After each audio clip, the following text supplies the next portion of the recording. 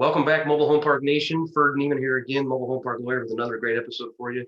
Our guest today is a friend of mine. He's a mobile home park owner and operator. He's also done some syndication. He has apartments, he has other asset classes, but now he's joining you in the MHP ranks. Please help me welcome Larry Abramowitz. Larry, thanks for coming on. Hi, Ferd. Thanks for having me. You got it, man. Well, I obviously know you already, but for some of our listeners who may not know your background, give us a little bit more about your background and how you got into the MHP space as well. Yeah, I'm a manufacturing engineer. In the past worked in aircraft engines and appliances in General Electric, then got my MBA at Wharton at the University of Pennsylvania. And after that, worked in industry, moved to Colombia. And while I was there, I did some development deals, on land that we bought, and just played a little bit with real estate at that time. Then moved to Florida in early 2000, and really started investing in real estate heavily was 2014. Started buying foreclosures, houses here in the auction in basically Miami. I live in Miami, Florida, and I was buying homes there, the auction, flipping them, just going in, fixing them, and flipping the homes. I kept some as rental, other ones I sold. Also did some industrial. I bought in foreclosure, a warehouse. I bought a restaurant in foreclosure, with a retail space. It was a retail space with an office, so I also did that. And anything I could get that the numbers made sense until that dried up. The market in foreclosures pretty much dried up.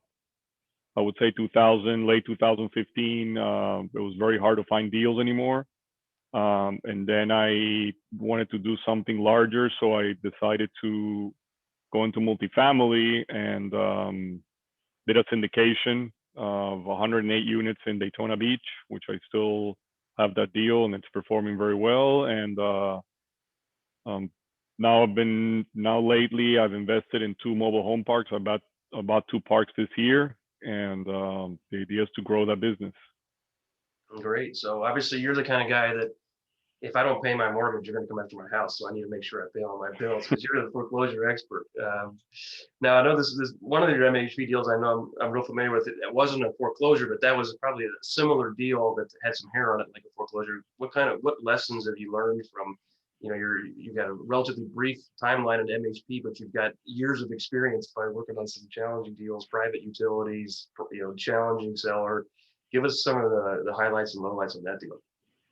Yeah, the first deal I did, which by the way took me after I went to Frank's course, Multifamily University, I did that of May of last year, which was 2019. And I was, looking at deals for a while and just, starting to learn the business, underwriting deals. And it took me almost close to a year to find the first deal. It was an assignment. It was a hairy deal, which, that's what I'm used to doing, is a lot of hairy deals with a lot of issues. And it was an interesting deal, but it was a 65 pad park in Mays, Kansas, which is right north of Wichita, with only 20 occupied.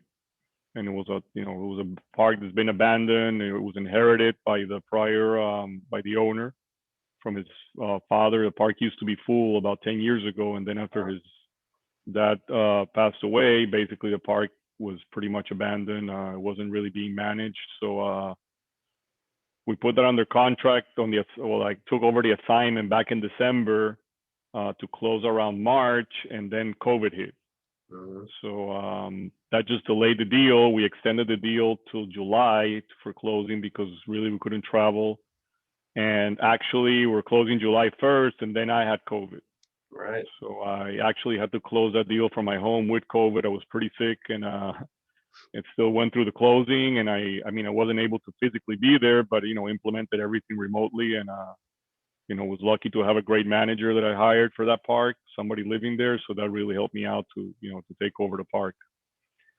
That deal, my understanding when I met with the city, because I was really involved with the city on this deal, is that they had I was the 7th buyer for that deal, and nobody had really closed on it. And the reason is because the city changed the ordinance for mobile home parks just because they were fighting with the prior owner because he wasn't playing, well with the city. They were fighting all the time. So they implemented all these new policies just, against his park.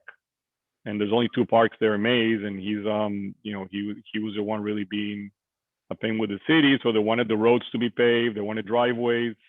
They wanted to have a new park, a shed for every home, new storm shelters. I mean, so it was a huge investment. So everybody that looked at the deal basically said, these numbers don't work. What I did is I met with the city and told them, listen, you tell me I'm the 7th guy. I want to make this work. The problem is, to put $500,000 into the roads, which is what you guys want, nobody's ever going to buy this, and you're going to have a sore spot right next to the school there that it's not going to work out. And I actually presented to them the homes I was bringing in. I showed them some photos of the brand new homes, which they'd never seen. So they were very impressed, and I was able to negotiate for them to finance the new roads with a 20-year bond at 2%.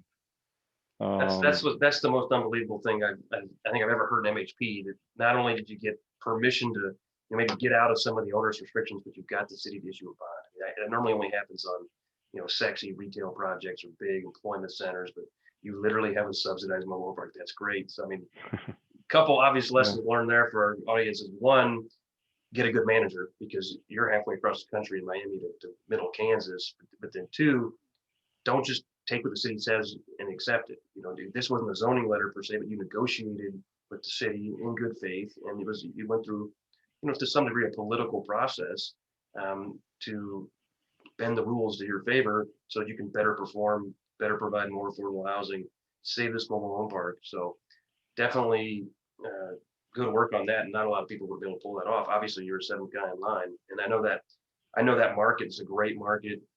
Wichita in general, and I know from talking with you that May School District is highly sought after. So I'm sure that's going to be a great project for future demand and everything.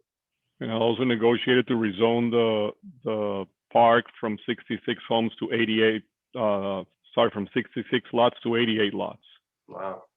So I mean, it was a lot of relationship building with the city, and just a lot of meetings remotely and in person. And they're very happy with the progress we're doing with the park, and the idea is to really fill it up. I mean, we got to bring in about 60 homes in there, and we just started bringing in homes, set up a model home that was there this week, and we got that set up. And now we have 2 homes arriving this week, 1 next week, and total have about 30 homes pre-ordered.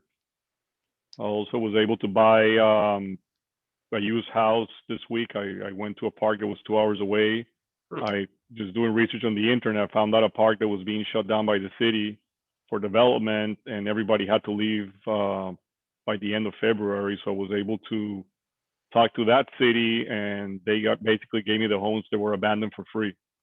Wow. So was able to get that done just this trip, and we're picking up the homes next week. They already approved it. So, I mean, I was able to pick 2 homes that were worth it. The rest were really junk. And I was able to buy a home for $5,000 from a couple that needed to move out. So, just a lot of activity at the park right now. I mean, we have a lot of stuff going on. We have to clean up a lot of trash, junk that was left behind. We did a park cleanup. We're trimming trees. So, it's exciting. I mean, the park, actually, the other thing is the city, while they do the roads, the paved roads, they also helping me fix the roads. So they actually came in and fixed all the roads and fill up all the holes and everything for about $1,000. I mean, so that was a great deal. They brought all their equipment and they repaired all my roads, and they're just, working very well with them. I mean, just cleaning up the park. I think I need to put a disclaimer on this episode that this is not normal. So don't tell people like, oh, it's really easy. You just go to the city and they pay for your CapEx. No, it's not easy. It took me 6 months of negotiation. I need to hire you instead of the other way around. You might negotiate. It was a lot of work to get it done, but we finally made it work. So it's they're not all that easy or that good. Not as easy, but they're not all that good. I know your other park too. That one's got some air on it. Tell us about the private utilities and how you as an engineer, you're obviously very analytical, and I would say cynical at things that by nature where, hey, what could go wrong? And you got to underwrite it. You got to look at it, and probably nothing more than private utilities scares most owners. So you tackled it right out of the gate. Tell us about that experience. Well, the Maze Park has public utilities individually metered, so that was easy. Right. The But second for the other, deal is in East Peoria, Illinois, 147 pads. Very hairy deal also. I mean, you're familiar with it because you helped me with all the legal stuff, which was great, and you've been tremendous help through that process. So, but that park had private utilities and a water well and also wastewater treatment plant.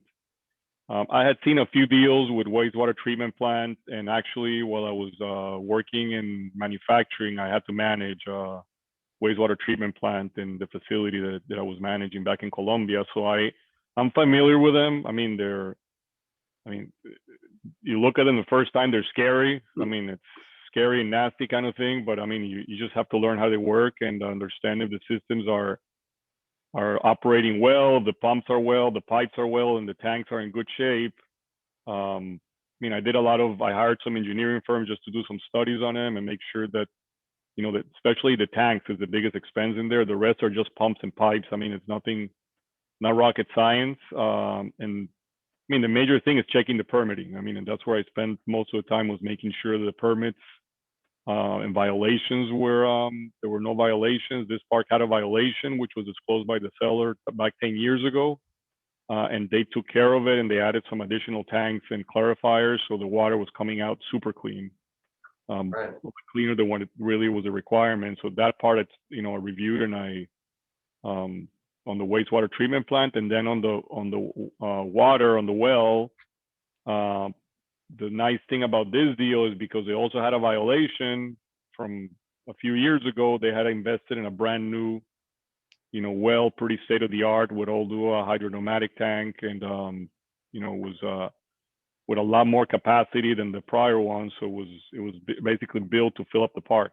And that was wasn't that about $100,000 expenditure that the seller had to They provide? spent $100,000 on the wastewater treatment plant and about another $100,000 on the well. And the nice thing about it is they left the old well there. I mean, so I have a backup well, which was a big deal for me.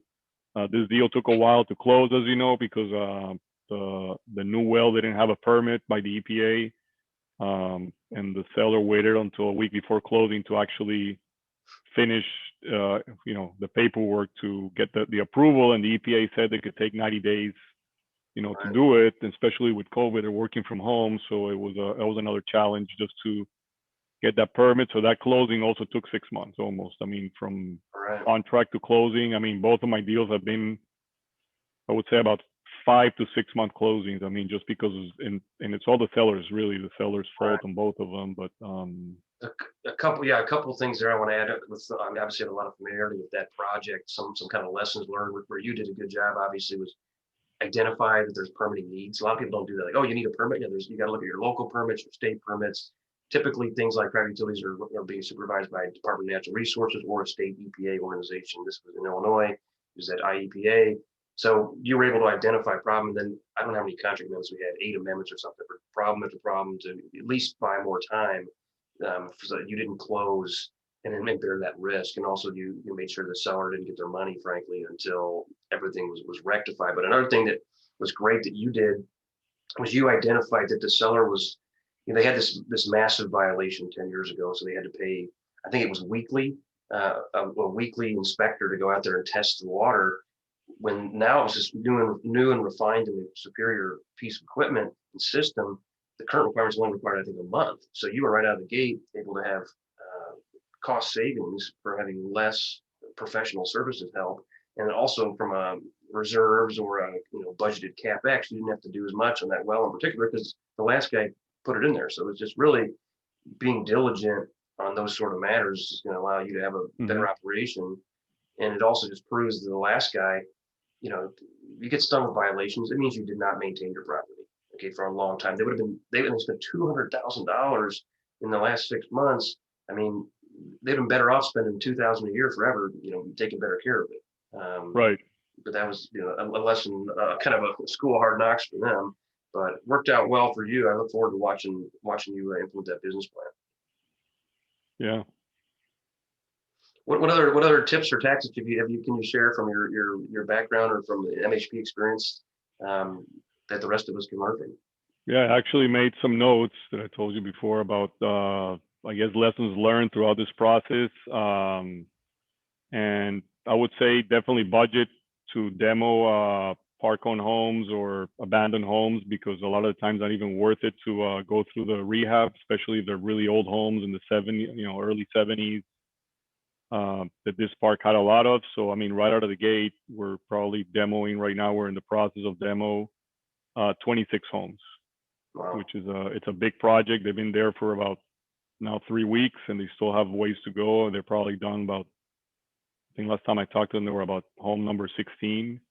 It's a huge project of cleaning up that park. It was a disaster. It looked like a war zone, but it was in a good area of town. And, I saw the potential, just like my other park, after we cleaned it up. It's, you pick up the trash, get rid of the old homes, and, and give it a facelift, and it's, things change. I mean, even the tenants start cleaning up once they see that you're cleaning up and you're enforcing rules. Everybody, or at least the tenants, are going to stay. I mean, they start cleaning by themselves. You almost don't have to pressure it, so it becomes kind of contagious. They've been used to living around trash, and suddenly that you start cleaning up, they all start cleaning up their yards. We brought some containers, and that's really working great. Um, Other thing is, one thing that I didn't budget for. I mean, you always budget, and bad debt I know was a big issue going into this deal. But one thing I didn't budget for is how many tenants were going to leave once we start enforcing the rules. And I think that when you're going into a park that's not stabilized, you got to make sure that you take into account, you're always going to lose people, especially the ones that don't want higher rents and they don't want rules enforced. On this park, there were people that were taking over 3, 4, 5 lots to store their stuff, and we told them they had to get rid of it. And there are already some people saying they're leaving. Who knows if they're going to leave, because we're still the lowest rent in town. But I mean, that's one of the things that I didn't budget for. So I mean, I was budgeting to kind of keep the same occupancy, and then starting increasing my occupancies. I brought in new homes 6 months down the road, and now I'm starting from a lower point, because I'm probably going to lose about 15% of the tenants that are probably going to leave or be evicted. Yeah, I think that's really hard to budget in my experience. You can put some sort of figure in there. It's hard to know. I've bought rough parks where I've budgeted like half go away, and then like 1 or 2 did. It was like, oh, and obviously can happen in the inverse as well. I think and then some of them are bluffing, and like you said, where are they going to go? Not that you're going to take advantage of them, but like, look, this is going to be a better quality of living for you. I just need you to, live by the rules. And there are some people that they just can't conform to society. They're just, rough and Mm-hmm. tumble. I had a guy, when he finally got him evicted, we had 6 containers that we filled from the junk in his 1 yard. It Wow. was unbelievable. And he didn't see what's wrong with that. And he literally built a shed out of like sheet metal and attached it to the mobile home and just kept expanding it. And he had other stuff in the yard, and, soda machine, he had a vending machine. Like, does it work? No. Why do you have it in front of your house? I don't know. I thought maybe one day I'll try to fix it. And the thing weighed like 1,000 pounds. We couldn't even get it onto the truck. It was just unbelievable. But some people that's, those kind of people, maybe you want them to go away, but yeah, definitely messes with your financial model when you get those surprises. So, yeah, lessons learned for sure. Yeah. And then the other thing is evictions, especially now with what's happening. You got to make sure that you check your local state laws or whatever's happening with the moratoriums on eviction, because, for example, this park in Illinois, I was hoping that they wouldn't extend it, and they keep on extending. I thought it was going to be done in November. They extended the moratorium till December, and they just extended it for another month. And if this keeps on going, I have right now about 30% of the tenants are not paying rent, and they're just taking advantage. Right. And that's one of the things. I mean, I budgeted about 25% because I already saw that we're not paying from when I did the due diligence, but it's getting worse now. And we're still being affected by COVID. There's unemployment, and people are losing their jobs. So I mean, it is affecting it. But I mean, the people that are not paying are the ones that haven't paid even pre-COVID. So it's not like it's a COVID issue. I mean, if it's a COVID issue, you work with the tenants. This is more of a, that we're used to just living for free and doing whatever they wanted. And it's Right. crazy, but the prior owner never did an eviction. They just let him go for free for years. I mean, so I have one person with like $12,000 of bad debt. They've never paid their rent. I mean, it's ridiculous, but that's kind of what was inherited with this deal. That might be a record. It's something I want to point out. I'm familiar with Illinois too. Want to point out is the eviction moratorium in Illinois is more onerous than the CDC eviction moratorium, because you can still evict in some places right now, just not for non-payment rent. You can evict for other rules and other violations. Illinois, the governor is about as liberal as they come and just says people shouldn't pay rent. The industry is sick. And my family lives in Illinois, and there's all these signs that say Pritzker sucks, Governor Pritzker. They put in yards like Pritzker sucks, and then after it says the life out of business and the life out of families, that kind of thing. So he's in downstate, he's very unpopular. Chicago, they seem to love him, but yeah, his rules is like these people, everybody in the state knows you don't pay rent. So people are not, by and large, and especially some of the people that have been sketchy payers historically. Yeah, that's definitely exacerbated by governmental policy. Yep, it's crazy, but that's what's happening. At least in Florida, that they back in October it was done and they didn't renew it, and it's helping at least. If they don't apply for the CDC, at least you can do it through a regular eviction. Right. And what we've seen in Florida is that once you start filing, they just leave. I mean, it's kind of, they don't want it in the record. But here, it's a different crowd, and it's been very hard to get them to pay. I mean, so we'll see. I mean, right now I can't wait for the moratorium to end, because once they see that we're serious about evicting, I'm sure that a lot of them will either start paying or will just leave the home. And already 2 people left, and that's the other thing that's interesting, is that suddenly you start inheriting all these homes that they abandoned. And if they're in decent shape, you can actually go back and sell them and make money out of it. So it does help, I guess, to pay for some of the cleanup and capex. So we just got 2 homes, and they actually gave us the titles before they left. That's great. So they just said, we're not going to pay rent, but here the title signed, and take the home. So it's great. I mean, there's not a lot of, you don't get a lot of those, but that was pretty good. Other things that I've learned, I'm installing individual meters, even though it's a private utilities, because I found out from the IEPA and the Illinois Commerce Department that I can actually bill back utilities to the tenants, even though they're private.